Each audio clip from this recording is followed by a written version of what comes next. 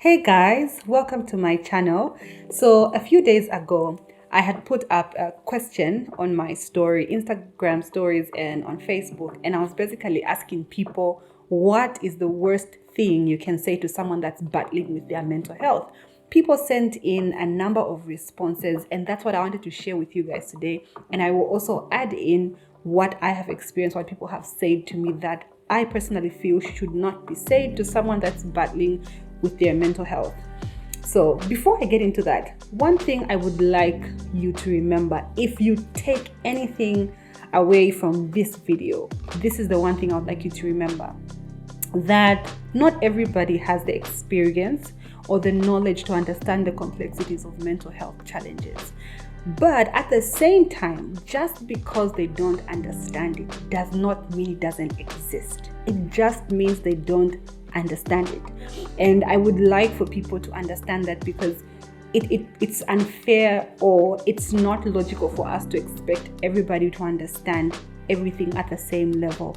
People understand hypertension more than they understand depression, because maybe they've gone through hypertension and have never experienced depression. So I'd like you to remember that. So we're going to dive right into the answers that people had sent through. Oh my goodness. The first one, it's just a phase.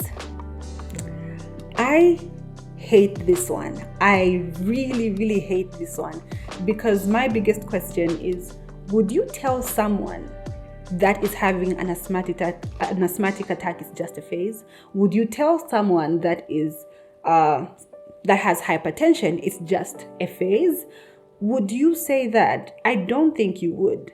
Actually, if someone came to you and says, I went to the doctor and I just found out that I have hypertension and all that jazz, you would think about, oh, so what did the doctor tell you? Also, are you on medication? How often do you have to see the doctor? There would be some concern. But why is it that people are okay with telling someone who's battling with their mental health that it's just a phase? I honestly don't think it's something wise to tell someone, because they understand what they're going through and it's painful. So please don't say that to people. Yeah. So the second one, why is my phone going off? The second one is, stop exaggerating. Stop being dramatic. I don't like this one. I have experienced this one. I remember once going for class. I was in my second year, I think. I must have been in my second year, and I wasn't feeling too well. And someone that was close to me at the time was asking me, how are you feeling? You don't seem like you're too good. And I expressed how I was feeling and what was going on. And they just said, in the lines of, you're being dramatic. And I was taken aback, really, when this person said this to me. I didn't quite understand, like, how do you say that to someone who just expressed how they're feeling? But what this did to me was that later on, that was in my 5th year, I think, I had gone through a really bad space. I was really depressed. I was battling with anxiety on a daily, and then this person who was really close to me noticed that I wasn't okay, but I kept brushing it off. I just kept brushing it off. I didn't tell them what was going on. Then this one night, I wasn't okay. I was in a terrible space, and I was staying alone. And because I knew that it wasn't healthy for me to be alone in that moment, I sent a message to them and I said, hey, I'm not feeling too well. I need some help. So they picked me up and we just went for a drive. And that must have been at about 10, 11 p.m. And I remember we're driving through some traffic lights. And just after we drove past that, they asked me, so what does it feel like when you're anxious? Can you explain it to me? Guys, I was trying so hard to not sound dramatic that I actually was not able to express how I actually feel, or what goes on in my mind and in my body when I'm feeling anxious. And I feel, till today, I feel like I didn't do it justice. I feel like we both went away from that space, I went away from that space not explaining well, and I feel like they went away from that space not understanding how their friend was feeling, or what their friend actually goes through when they're anxious. So because of that, I honestly don't think it's a good thing to say. Don't tell someone who's battling with their mental health, or you're just moody, or you're being dramatic, you're exaggerating, please don't do that. It's okay if you don't understand what someone is going through. It's okay for you to admit it to yourself and to others, but don't say things like that. Just don't say things like that. So the third response that I got from that question was just ignore the feeling. For me, this one also sounds like it's just a phase. When you say just ignore the feeling, for me, I think that someone thinks it's a phase or it's something that's just gonna come and go and we move on with life.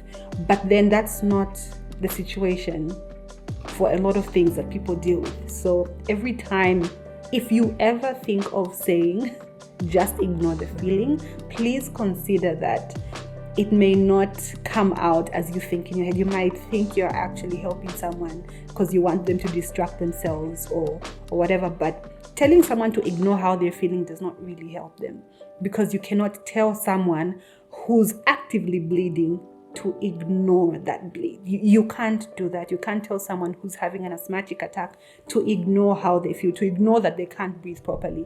You can't do that. So it's the same with mental health challenges. I don't think it would be wise to say that to someone. Don't say that. The fourth response that I got was, someone said it in Bemba. Let me try to say it in Bemba. I am not Bemba, so I don't know how to speak Bemba. At Kwati Tawai Shibalesa. Yes, and I'm sure my friends will laugh at me, but anyway, Kwati Tawai Shibalesa.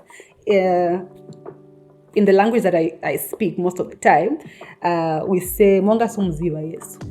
And in English, it's basically saying it's as if you don't know God. I could go off on this tangent and explain or express how I feel or what I have experienced when it comes to my mental health and how Christians have responded. Oh my goodness, that's a whole different video. I can't even get into that. But honestly, that's not something you would tell to someone that is battling with a physical illness. You wouldn't say that to someone. So don't say it. Don't belittle how someone feels just because you don't understand what they're going through. Don't do that to people. It's unfair to do that to people. I don't like that response. Maybe we'll talk about it later, but yeah. Now, the last response that I would like to talk about, this one is very personal to me because someone once said it, and when somebody responded with this response, I was like, oh my goodness, how do people even allow such words to leave their mouth? Like, do you actually think about it and then it leaves you? I don't get it. Anyway, this response was, others have it worse. I don't like it, and I'll explain why I hate this comment. So there was one time I expressed the same person that had told me that I was being dramatic. So how they expressed, well, they said a lot of things, and some of the things they said after I expressed how I was feeling was that there's other people who have war in their country, and that there's other people who have worse things going on in their lives. And at that time, I think there was a case that was going around the internet about a girl that was being raped by her dad for about, I can't remember, but it was like more than 7 years, and actually had children with her dad. This girl was not allowed to leave the house. She was basically held hostage, really. And he said that to me and said, look, this person has it worse. Don't pay attention to some of your small issues. I was really hurt, and I'm not saying that people are not going through terrible things. I feel bad, and I feel sorry for people who are going through really bad things, like maybe there's war in their country, or even the scenario he said. But that does not mean that what I am feeling is not valid. I don't like it when people do that. Like, if I am hurting, I am hurting. Okay? If someone has a migraine, they have a migraine. It's hurting. If someone is bleeding, they are losing blood, it's not a good condition. Basically, they're not in a good condition.